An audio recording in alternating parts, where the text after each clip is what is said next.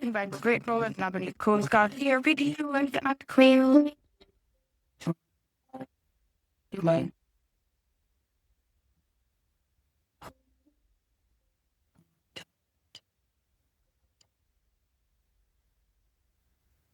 So welcome to Sea Views, and I'm absolutely delighted to be joined by my co-host, Adam Parnell from Chirp.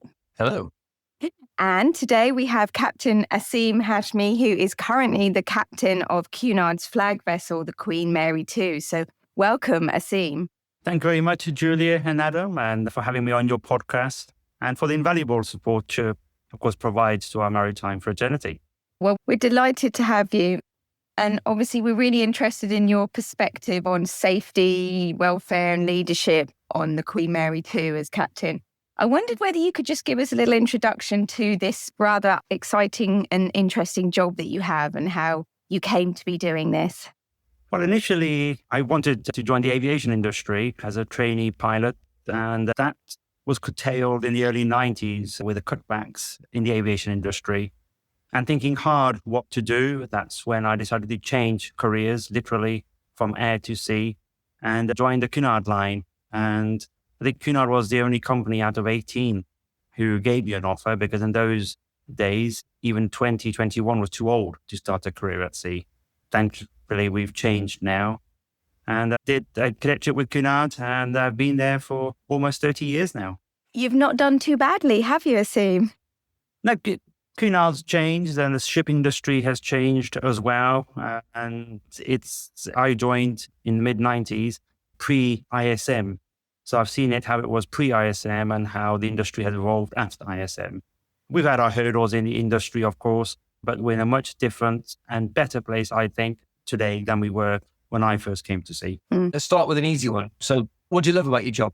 The funny thing is that when I started out on my sea career, I think I knew I did not want to do a 9-to-5 desk job.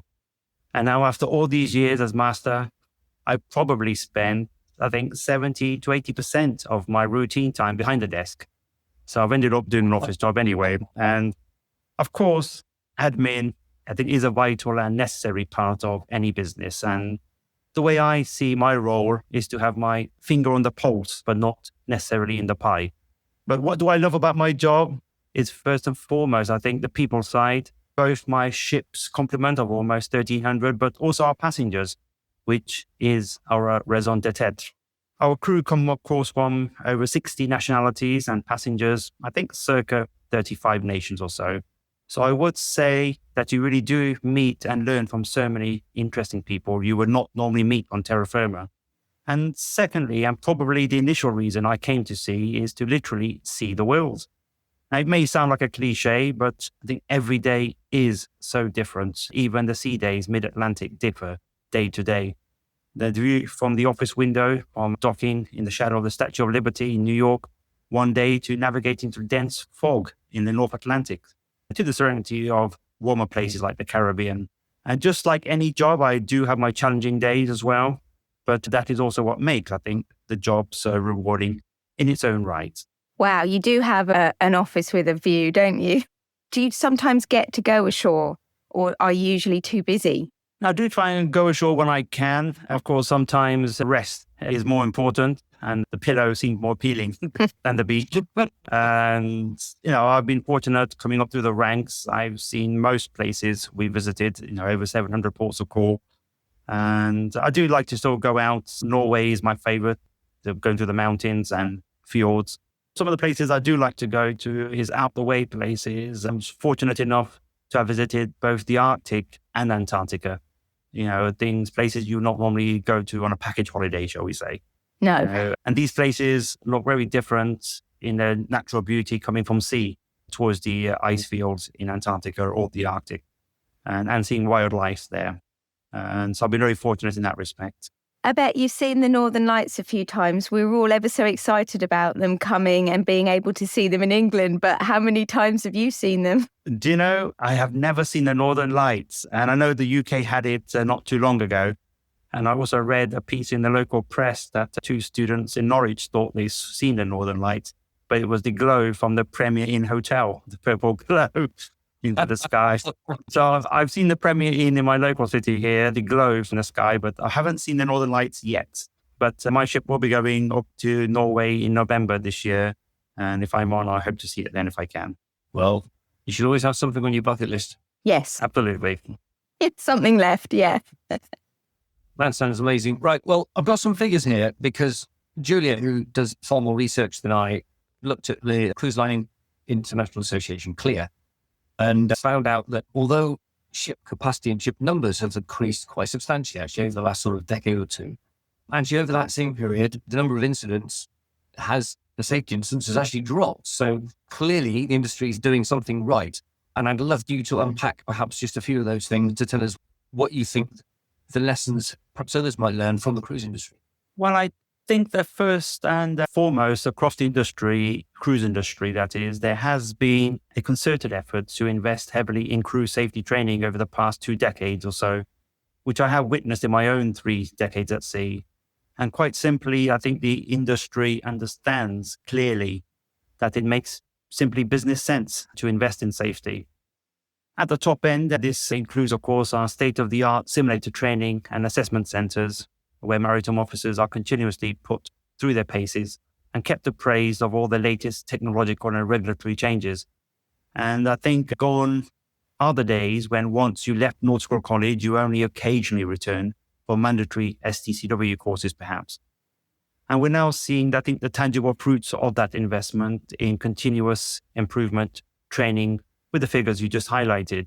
This increase in safety training has also been introduced within the hotel and catering teams on board, because at the end of the day, it will be a team effort by the entire ship's company on board to successfully deal with any situation and prevent it from becoming a crisis.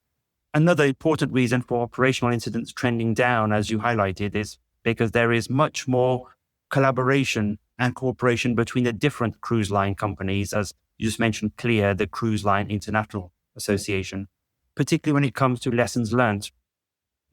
And not only from any major incidents, which are thankfully rare, but everyday issues such as safe passenger flow on the gangways, how we conduct meaningful passenger drill musters, and stringent smoking policies on board. I think most cruise ships now, for example, ban smoking on their balconies.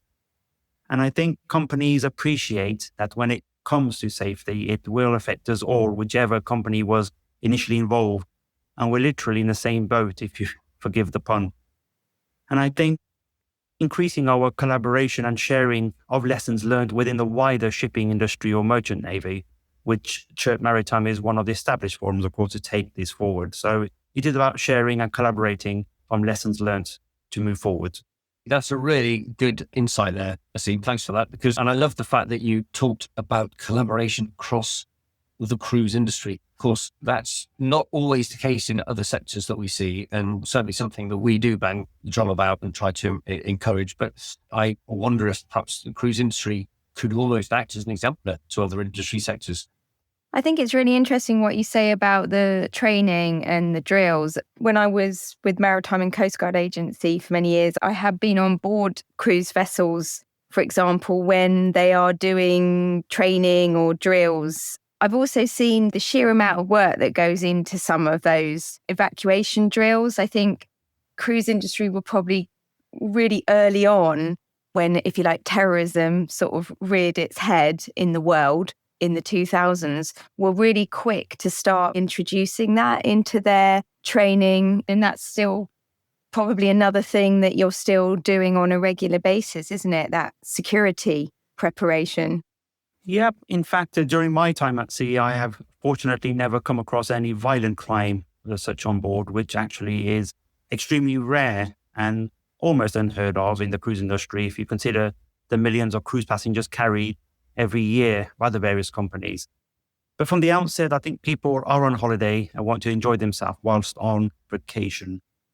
There are, of course, baseline and effective security protocols on board cruise ships, starting from the responsible service of alcohol guidelines on board in the bars, as well as safeguarding of minors and vulnerable adults, for example. Then you will also see more overt security presence on checks one may see at the ship's gangway access points. And you can also imagine there will be lots of security protocols behind the scenes, coordinating also with shore authorities. just same as the airline industry with advanced mandatory submissions of passenger manifest. But fundamentally, maritime industry, the cruise industry, we are governed by the Aviation and Maritime Security Act 1990, which is the UK legislation that aims to enhance security measures for both civil aviation and the maritime transportation. And just, I would say, like in civil aviation, we also work on the principle that with all necessary security precautions in place, prevention is better than cure in order to prevent any major security incident on board in the first place. And of course, if the worst was to happen, then there are measures in place to deal with any incident. And of course, the Hollywood film Captain Phillips highlighted the piracy risk to shipping.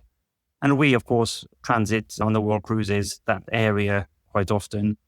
So with respect to piracy, particularly in the Gulf of Aden and the Malacca Straits near Singapore, as you know, piracy has all but disappeared now, which is manifested with the significant reduction in the designated high-risk area in the Indian Ocean. But whenever transiting the Gulf of Aden, cruise ships follow the BMP-5 anti-piracy guidelines, just like the wider merchant navy, with any additional course protocols implemented as required. I mean, it's safer to go out for an evening on a cruise vessel than it is to go out in one of our city centres. You do have that advantage of being able to control who's on the ship, what's on the ship, don't you? Absolutely. And a lot of the measures most cruise lines take are behind the scenes, not overt. The responsible service of alcohol is a very important element. It's not just about making revenue. When we've seen someone's had a bit too much on odd occasions, it may happen, then service will be suspended for that person. That person's welfare is a priority, not just the revenue from that person. Yeah. And also safeguarding of minors and vulnerable adults is key part of our lookout duty, shall we say, of guests on board who are in our charge. So it is making a safe environment for all on board, not only for the guests, but also for our ship's complements, of course. And like you said, in your time pre-ISM, International Safety Management Code, I suppose you also seen the introduction of the ISPS or the International Ship and Port Facility Security Code, as you mentioned there about safeguarding these other things. I guess the burden and the focus on safety takes up a lot of your day now. And it is probably the primary focus, I should imagine.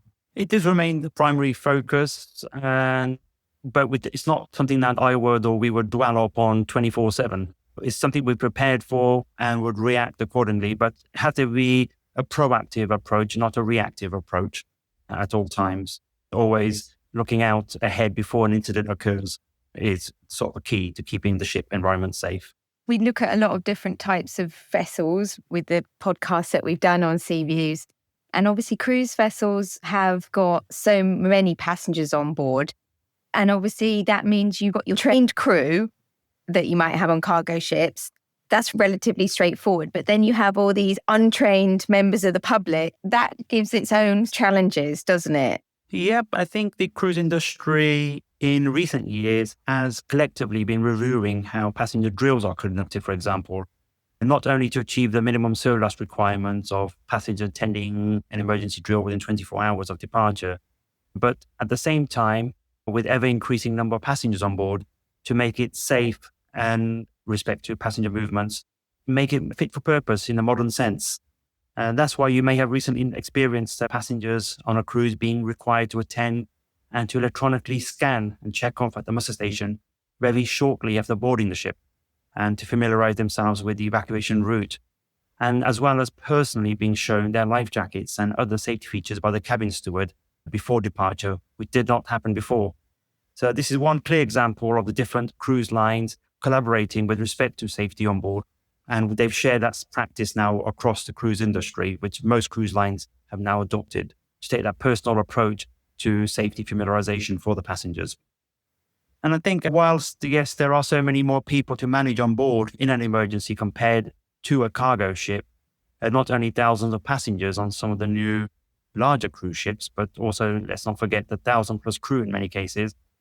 Cruise ship emergency muster procedures are designed to all click together like a big jigsaw puzzle. And if there is a missing piece, metaphorically speaking, then those around will know what that piece is and will fill that gap. And in fact, contrary to popular belief, passengers will, in fact, on the whole, obey any safety instruction given to them in an emergency or crisis. And I think the key to this is their accepting and confidence in the crew instruction given to them. And a clear example of this in the recent times is, of course, the Japan Airlines flight 516 runway collision at Tokyo's Haneda Airport in January this year, when all 379 passengers and crew safely evacuated the aircraft before it engulfed in flames. It was a textbook, of course, evacuation, no panic, but passengers orderly following evacuation instructions given to them by the crew. And probably the same could be said about the US Airways flight, which we're all familiar with, Flight 1549 in January 2009, which landed on the Hudson River. Safe, orderly evacuation of, I think, 165 passengers and crew.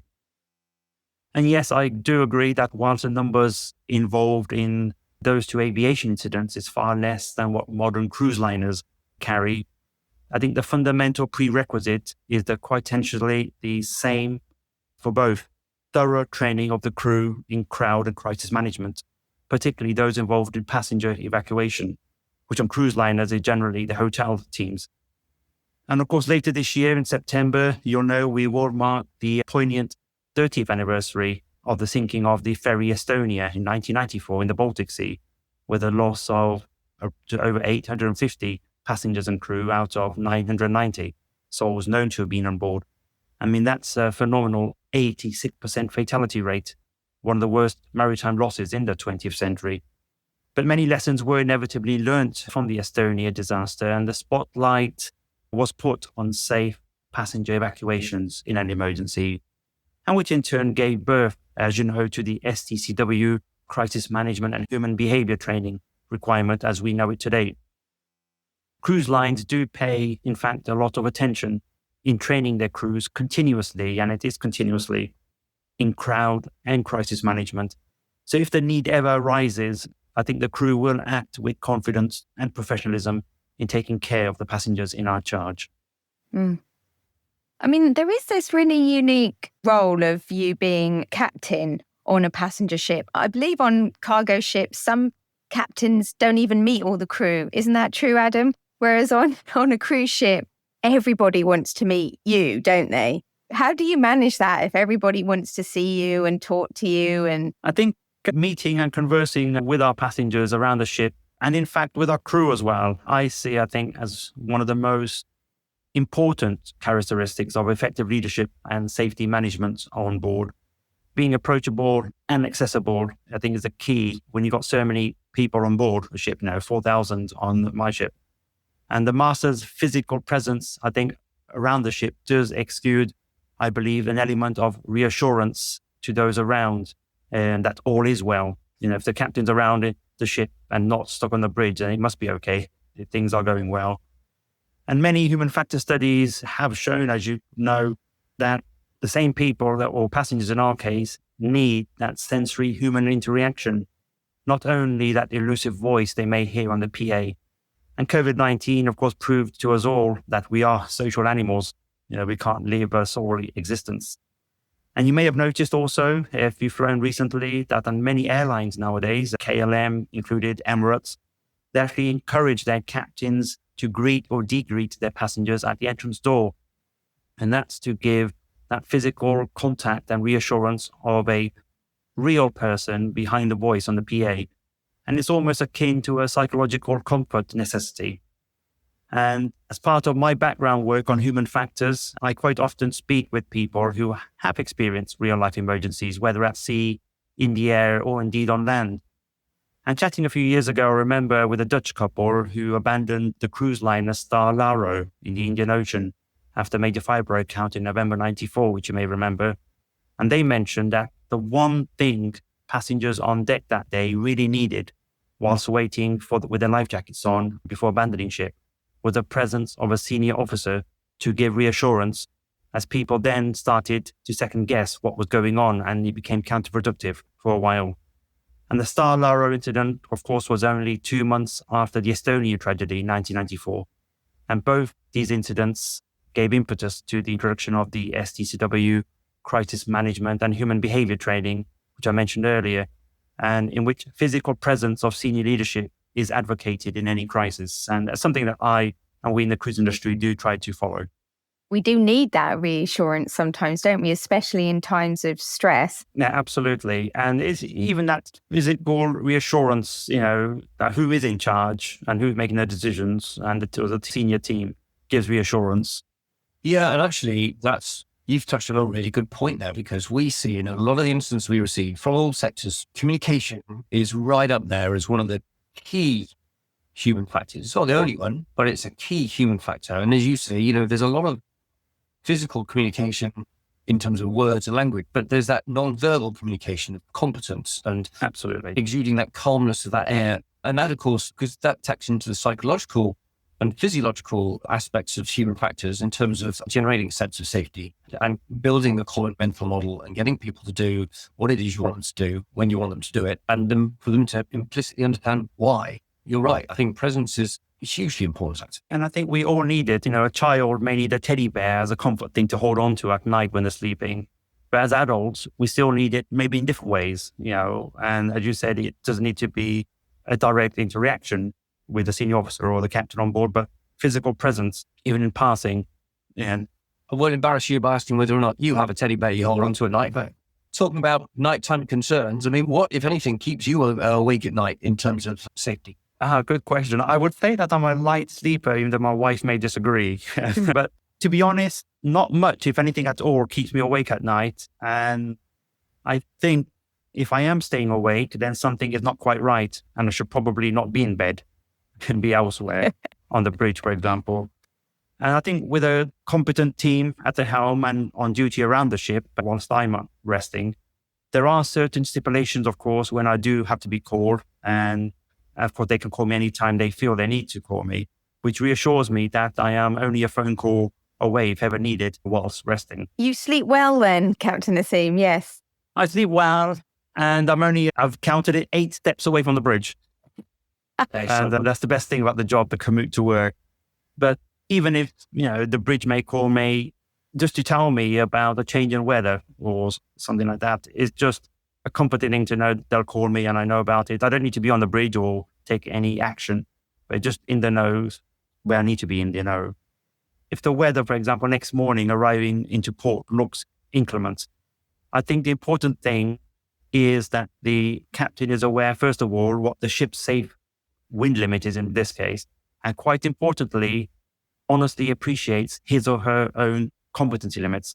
So if the wind limit, for example, coming into Torbay is in excess of 35 knots for my ship's design, it's simply a no-go.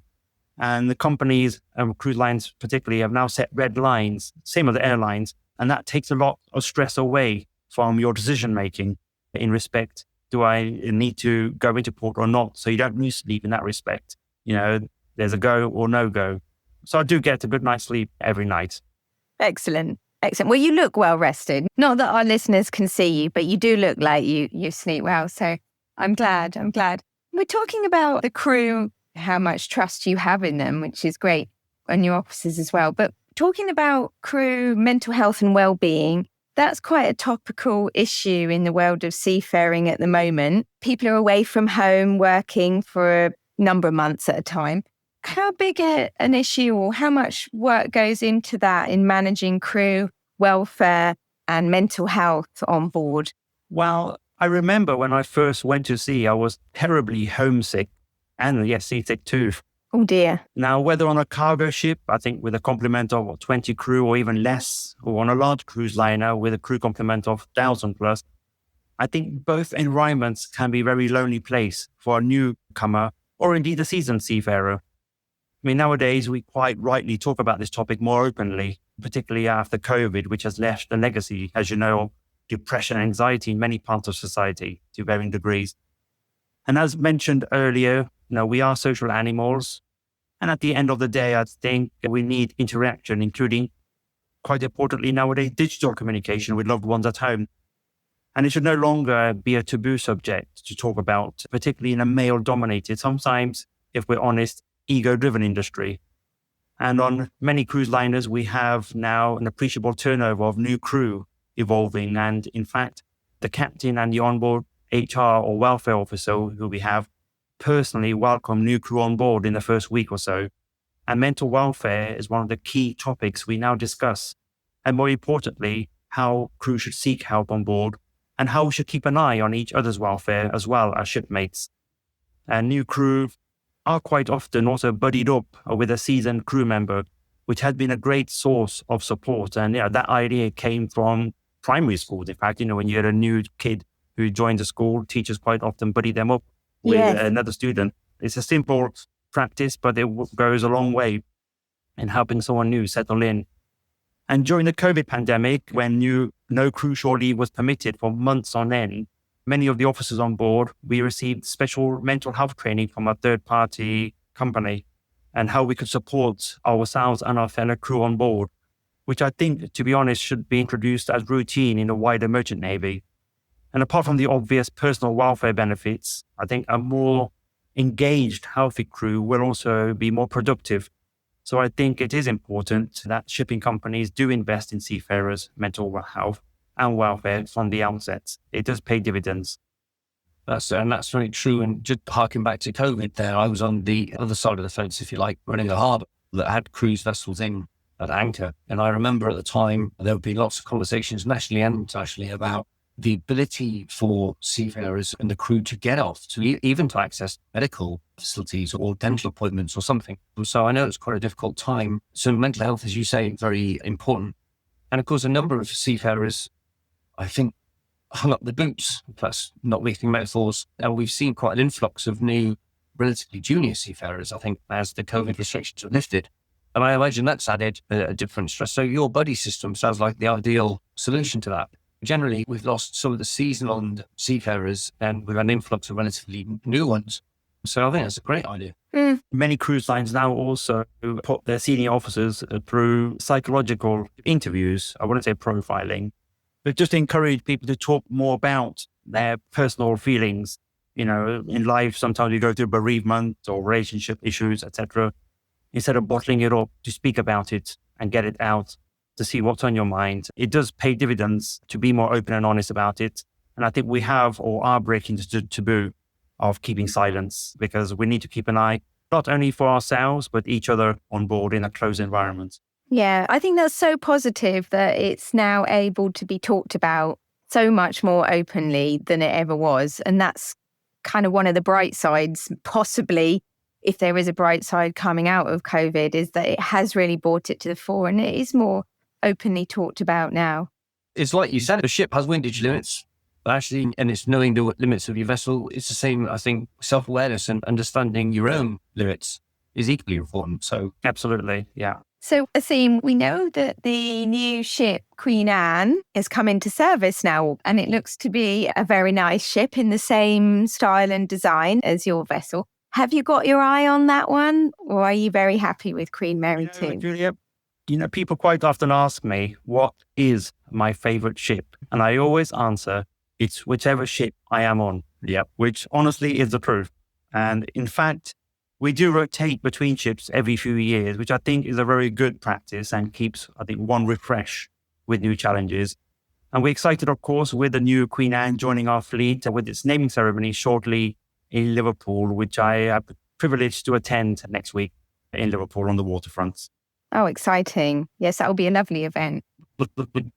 Okay, well, that's a very diplomatic answer, Aseem. I like that. But I look forward to seeing it come past my house. I'm in Portsmouth and I can sometimes see it over towards the Isle of Wight. Yes, you will. And we're back to a 4-ship fleet, and the cruise industry, is growing all the time. There's an immense demand for it. And that's also, of course, driving not only safety improvements, but also there's environmental improvement, sustainability as well, all part of the package. So economies of scales is helping the cruise industry grow positively now. Now, I do have a final question for all guests. If you could change one thing to improve safety, what do you think it would be, Aseem? The important thing, I think, is that we need to keep moving with the times and not stagnate. Human factors is a particular interest of mine, and an area I think we in the maritime industry can and need to explore in more depth going forward.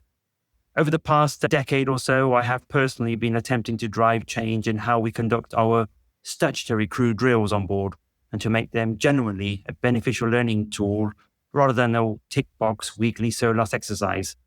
And I think learning also from the airline industry, I have introduced, say, on the ships I've been on, a role play scenario-based training to train and assess how crew will deal with both mundane and complex situations whilst mustering passengers, for example, in their assembly stations, such as a parent looking for a missing child in an emergency, or dealing with mass person rescue at sea, which of course is topical amongst many other scenarios. And this type of training, I think, uses peers to assess each other, but just as importantly, learning from each other, because sometimes the crew have the answers.